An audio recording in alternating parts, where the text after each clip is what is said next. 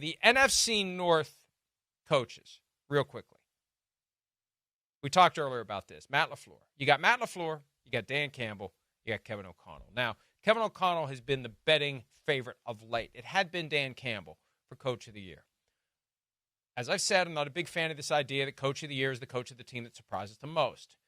Dan Campbell, it wasn't a surprise. But when they're the clear number one seed, clearly the best team in football, everything is firing on all cylinders. How do you not put Dan Campbell at the top of that list? Because he's not a guy we've yet taken for granted. We've taken Andy Reid for granted, Mike Tomlin, Bill Belichick when he was coaching, etc. We haven't done that yet with Dan Campbell.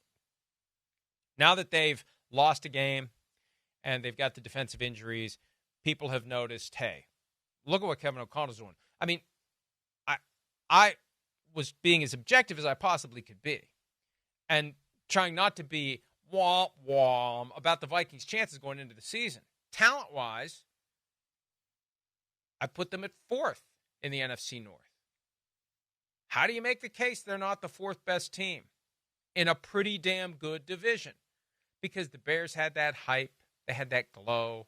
We knew the Lions were going to be good. We knew the Packers were going to be good. We didn't know anything about the Vikings, especially because Sam Darnold is the guy who's going to be the unquestioned starter with no chance at J.J. McCarthy, the guy that they traded up from 11 to 10 in the draft. We knew they were going to draft a quarterback. They'd get J.J. McCarthy.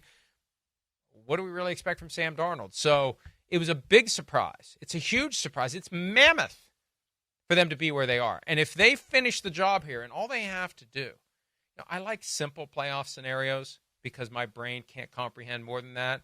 If the Vikings win the next 2, they're the 1 seed. If the Lions win the next 2, they're the 1 seed. It's that simple. And if the Vikings win their next 2, if they beat the Packers at home and beat the Lions in Detroit, which isn't going to be easy, Week 18, but if they do both, they're the 1 seed. How's it not Kevin O'Connell? If it's Andy Reid, who is always going to be taken for granted because he's got a great quarterback and a great team, and he's always done great things as a head coach, Andy Reid versus Kevin O'Connell, the vote's going to go to O'Connell. So, explains why he's the betting favorite. Now, there are others that deserve consideration. There are.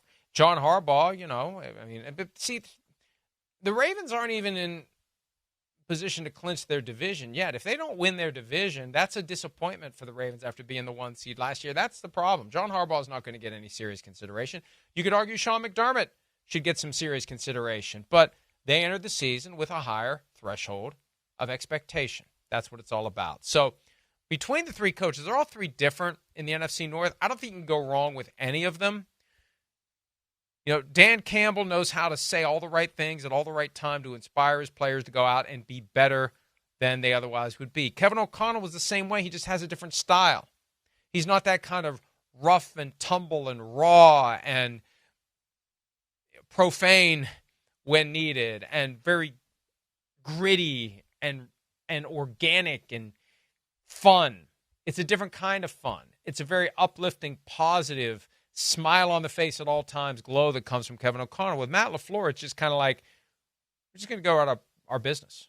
We're going to get ready for the game. We're going to come play the game. We're going to win. And then we're going to get ready for the next game. It's kind of a very understated style. He's not a self-promoter. Probably doesn't even bother him. He probably understands how Coach of the Year works. Why get mad about it? Yeah, I hope, if I'm a coach, I hope I'm a guy that constantly has, every year, a team that is so good that nobody ever votes me Coach of the Year. I don't want to be the coach of the team that surprised everyone because that means we stunk the year before. And if you stink enough years, you're out. The only year that I would want to be the coach of the team that surprised everyone the most would be my first year on the job. After that, no thank you. That's why we see like a lot of these coaches, they win Coach of the Year and then they're done within a couple of years after that. Matt Nagy was a Coach of the Year because we didn't expect the Bears to be good in 2018. They were. Matt Nagy's Coach of the Year. How much longer did he last? So, anyway, you can't go wrong with any of them. I'm not going to rank them. I'll take any of them. And any of their teams can climb to the top of the NFC. Any of their teams could maybe win the Super Bowl, especially if they don't have to face the Chiefs. That's teams don't think this way. All they can think about is what's in front of them. And you'll go to the Super Bowl and take your chances.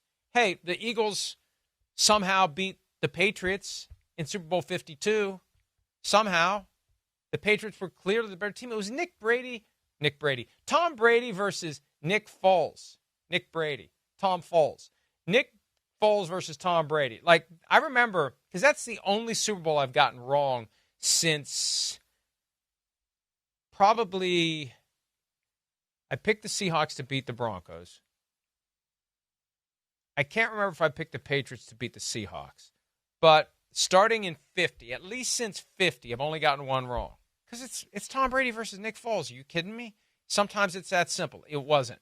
So, Patrick Mahomes versus Sam Darnold. Patrick Mahomes versus Jared Goff. Patrick Mahomes versus Jordan Love.